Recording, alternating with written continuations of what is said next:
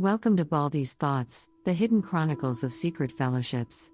Today, we embark on a journey through the esoteric world of Gnosticism. Join us as we unravel the secrets of the ancient mysteries and the enigmatic societies that have shaped our history. Prepare to dive deep into the profound wisdom and obscure knowledge that has remained hidden for centuries. Are you ready to explore the depths of Gnostic thought? Let's begin. The historical annals of Gnosticism, both Christian and pagan, remain veiled in profound enigma and obscurity. Despite their prolific writings, little of their literary legacy endures today. The Gnostics incurred the wrath of the nascent Christian Church, and when this ecclesiastical behemoth rose to world dominion, it obliterated all vestiges of the Gnostic doctrine. The term Gnostic derives from the Greek gnosis, signifying wisdom or knowledge.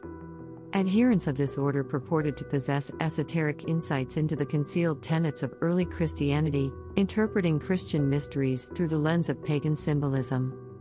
Their arcane knowledge and philosophical doctrines they kept shrouded from the profane, entrusting them to only a select few initiates. Simon Magus, the enigmatic sorcerer mentioned in the New Testament, is often credited with the inception of Gnosticism. If this claim holds true, the sect emerged in the century following the advent of Christ, making it possibly the earliest schism branching from the Christian tree. Anything that did not align with the fervor of the early Christian church was dismissed as diabolical. While Simon Magus was acknowledged, even by his adversaries, for possessing mystic and supernatural abilities, they contended that these powers were bestowed upon him by infernal spirits and furies who they asserted were his constant companions. One particularly intriguing legend recounts Simon's theosophical confrontations with the Apostle Peter while the two were propagating their contrasting doctrines in Rome. According to preserved narratives by the Church Fathers, Simon was to demonstrate his spiritual supremacy by ascending to the heavens in a chariot of fire. Invisible forces actually hoisted him aloft, several feet into the firmament. Witnessing this, St. Peter thundered a command, ordering the demons, or spirits of the air, to relinquish their grip on the magician. In obedience to the great saint's injunction, the malevolent spirits were compelled to release their hold. Simon plummeted from the heights to his demise, ostensibly demonstrating the ascendancy of Christian spiritual authority. This tale appears to be a fabrication, as it stands as one among several inconsistent accounts regarding his demise. There is mounting evidence suggesting that St. Peter never set foot in Rome, further diminishing the credibility of this narrative. There is no doubt that Simon was a philosopher. His surviving utterances beautifully articulate his comprehensive and transcendent thoughts. Gnosticism's tenets are lucidly elucidated in the subsequent verbatim statement attributed to him, reportedly preserved by Hippolytus: "To you, therefore, I say what I say and write what I write." And the writing is this: of the universal eons, periods, planes, or cycles of creative and created life in substance and space, celestial creatures, there are two emanations, without commencement or termination, emerging from a singular source, which is the imperceptible, ineffable silence, Pythos.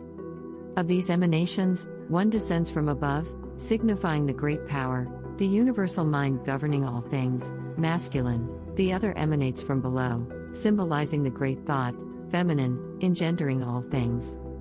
By conjoining, they reveal and manifest the intermediate space, the inscrutable ether, lacking commencement or conclusion. In this realm resides the Father, sustaining all entities, nurturing those subject to inception and cessation. To decipher this, it becomes apparent that manifestation arises from the interplay of positive and negative principles, culminating at the middle plane or equilibrium, termed the pleroma. This pleroma is a distinctive substance engendered through the fusion of spiritual and material eons. From the pleroma, the demiurge, the eternal mortal, was individuated, and it is to this entity that we owe our corporeal existence and the accompanying tribulations. In the Gnostic framework, three pairs of antitheses, termed syzygies, emanated from the Eternal One. Along with the Eternal One, they form the septenary. The 6 eons, representing divine and living principles, were described by Simon in the Philosophemena in the ensuing manner: the initial pair comprised of mind, nu, and thought, epinoia. Subsequently, there came voice, phone, and its counter, name, anima. Finally, reason, logismos, and reflection, enthumesis. Out of these archetypal six, together with the eternal flame, issued the eons, celestial beings, responsible for shaping the lower realms under the guidance of the demiurge. The Gnostic school split into two principal factions, the Syrian cult and the Alexandrian cult. While sharing fundamental tenets, the latter leaned towards pantheism, whereas the former adhered to dualism. The Syrian cult was predominantly rooted in the teachings of Simon, whereas the Alexandrian school evolved from the philosophical deductions of an erudite Egyptian Christian, Basilides, who claimed to have received teachings from the Apostle Matthew. Like Simon Magus, Basilides subscribed to emanationism, with a proclivity towards Neoplatonism. Indeed, the entire Gnostic esotericism hinges on the concept of emanations as the logical bridge between the seemingly incongruous entities of absolute spirit and absolute substance, which the Gnostics believed coexisted eternally. Some argue that Basilides was the genuine progenitor of Gnosticism, but substantial evidence suggests that Simon Magus laid the groundwork for its fundamental principles in the preceding century. Alexandrian Basilides inculcated his disciples with Egyptian Hermeticism, Eastern esoterica, Chaldean astrology, and Persian philosophy. His doctrine sought to harmonize early Christian traditions with the ancient pagan mysteries. He is credited with formulating the unique concept of deity known as Abraxas. Scrutinizing the etymology of this term, Godfrey Higgins, in his work Celtic Druids, illustrates that the numerical values of the letters constituting Abraxas, when aggregated, sum to 365. Similar numerological patterns can be found in the name Mithras. Basilides posited that the forces of the universe were distributed across 365 eons, or spiritual cycles, and that their collective sum represented the Supreme Father. He bestowed upon this concept the Kabbalistic appellation of Abraxas, symbolizing numerically his divine attributes, powers, and emanations. Abraxas is frequently depicted as a composite creature, possessing a human torso with a rooster's head and serpentine legs. C.W. King, in Gnostics and Their Remains, succinctly outlines Basilides' Gnostic philosophy by referencing the writings of the early Christian martyr, Saint Irenaeus. He asserted that God, the uncreated, eternal Father, had first brought forth new or mind, this the Logos, word, this again phronesis, intelligence, from phronesis sprung Sophia, wisdom, and dynamis, strength. Describing Abraxas, C.W. King elaborates, Bellarmine considers the composite image, inscribed with the actual name Abraxas, to be a Gnostic pantheos, representing the Supreme Being, with the 5 emanations marked out by appropriate symbols. From the human body, the usual form assigned to the deity, spring the 2 supporters, Nu and Logos, expressed in the serpents, symbols of the inner senses, and the quickening understanding, on which account the Greeks had made the serpent the attribute of Pallas. His head, that of a cock, represents phronesis, that bird being the emblem of foresight and of vigilance. His 2 arms hold the symbols of Sophia and Dynamis, the shield of wisdom and the whip of power. The Gnostics harbored differing views on the demiurge, the creator of the material world. He fashioned the terrestrial cosmos with the assistance of 6 progeny, presumably the planetary angels, whom he created from, and yet within, himself. As mentioned earlier, the demiurge constituted the lowest emanation from the substance known as the pleroma. One Gnostic faction believed that the demiurge was the source of all human suffering and an evil entity responsible for severing souls from truth, ensnaring them in mortal vessels. The other faction regarded the demiurge as divinely inspired, dutifully executing the mandates of the unseen Lord. Certain Gnostics maintained that the Jewish God, Jehovah, occupied the role of the demiurge. This concept, under a slightly different guise, appears to have influenced medieval Rosicrucianism, which viewed Jehovah as the Lord of the material world, distinct from the supreme deity. Mythology abounds with tales of deities straddling celestial and terrestrial realms. Odin, from the Norse pantheon, serves as a prime example of a deity subject to mortality, subservient to the laws of nature, yet arguably a supreme deity in certain aspects. The Gnostic perspective regarding Christ merits contemplation.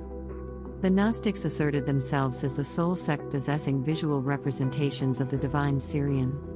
Though these likely represented idealized conceptions of the Savior, Influenced by pre-existing depictions of pagan sun gods, they constituted the sole visual embodiment of Christianity's foundational figure.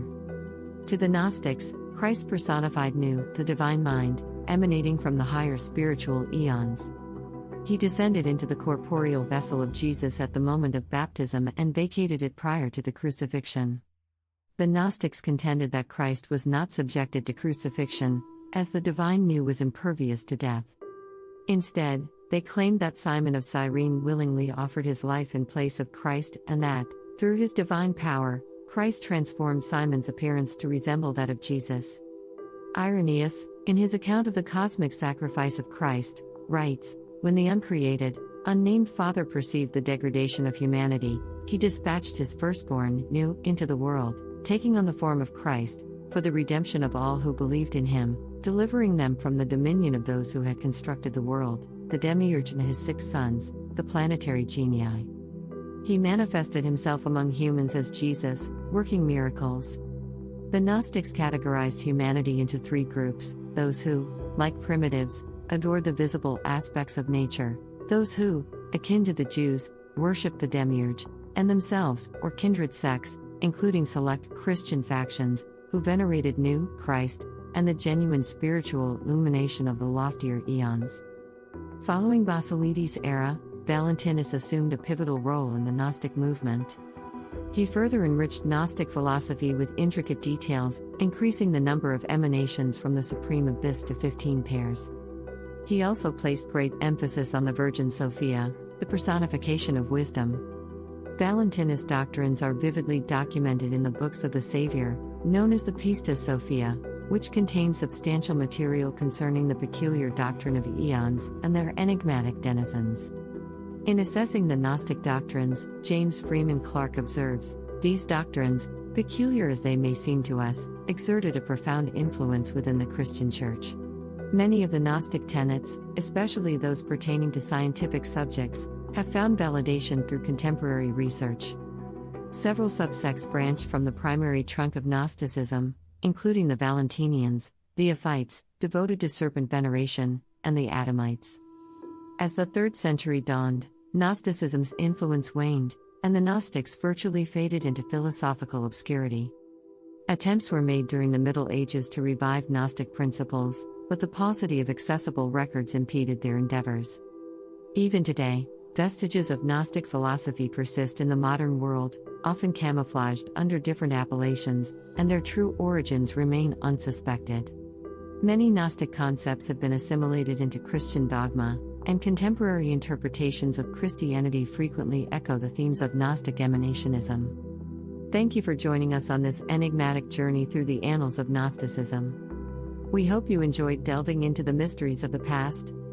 If you found this exploration intriguing, don't forget to like, share, and subscribe. And remember, the quest for knowledge never ends. Until next time, keep seeking the hidden truths that shape our world.